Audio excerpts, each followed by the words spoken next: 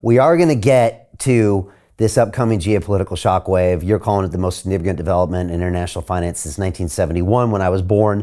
And then also explain how people can position themselves. You've recorded a private video. People can go watch that at londonreal.tv/Jim. Before we go there, though, I got to get your thoughts on Trump. I think today he was now federally indicted because of the secret documents in Mar-a-Lago. What do you make of Trump right now? You mentioned the women. I'm not going to call them the Karens, but the certain group of women that hate Trump. I've watched him recently. I really enjoy listening to him the last few months. He seems calm. He seems relaxed. He's not spiteful. He's got great answers. He's confident of the solutions. I don't know. I find him in a really interesting energy that I read him to where he seems like he's in a really strong space. But like you said, you can't discount the haters or the weaponization of the judicial system. Or is that what's happening here, Jim?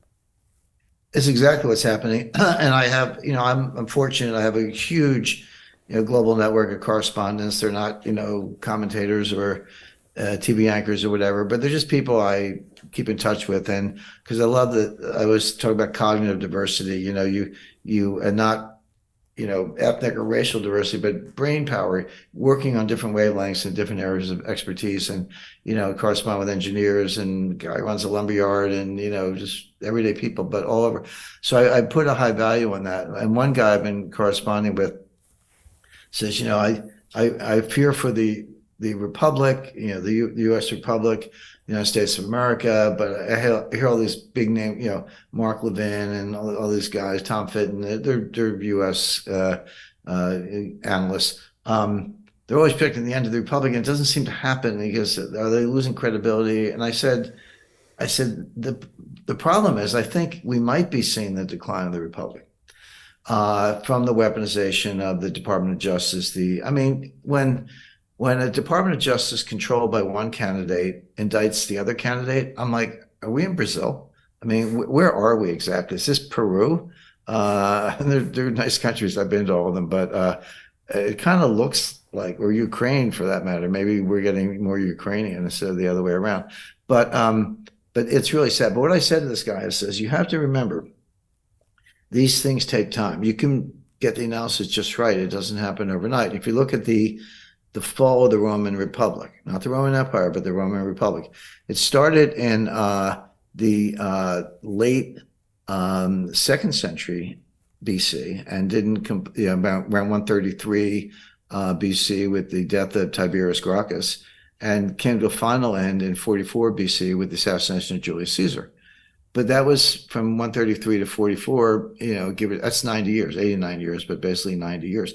So that decline occurred over a 90-year period. And you had Sulla and Pompey and Caesar. A lot of people came and went, but it took 90 years. I said, so if you ask me if we're in decline, I would say yes.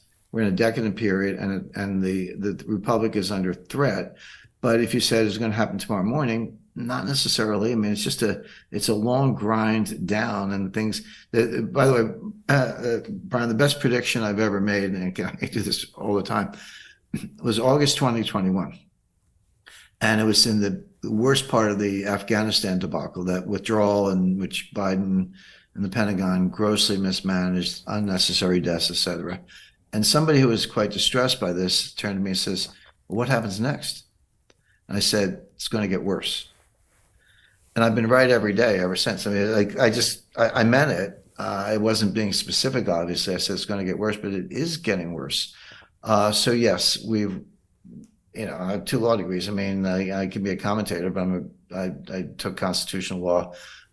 What I see is a steep erosion of the rule of law. And Merrick Garland is as much to blame as Biden. Merrick Garland, it turns out to be a bitter hack. The backstory there was he was nominated for the Supreme Court by Obama.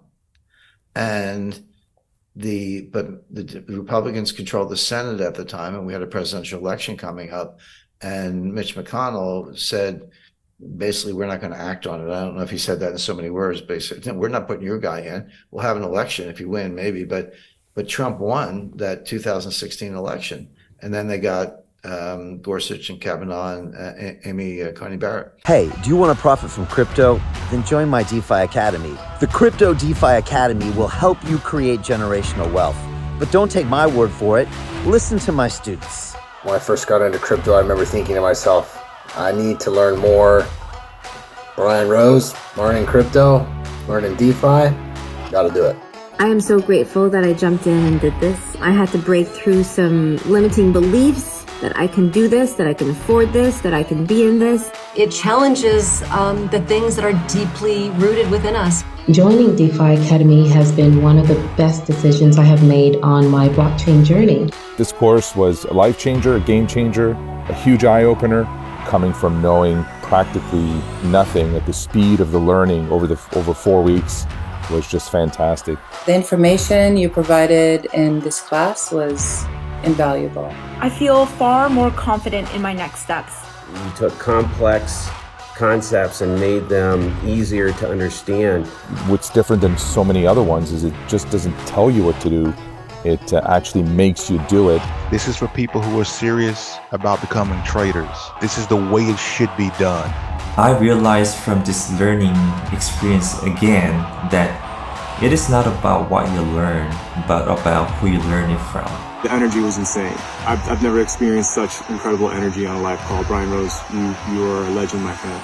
It's the only thing in the market where you can get all information and learn everything what you need to know. Everything is so clear and so well done, and I am just forever grateful for this program. It made me feel so much more confident about crypto than I did before.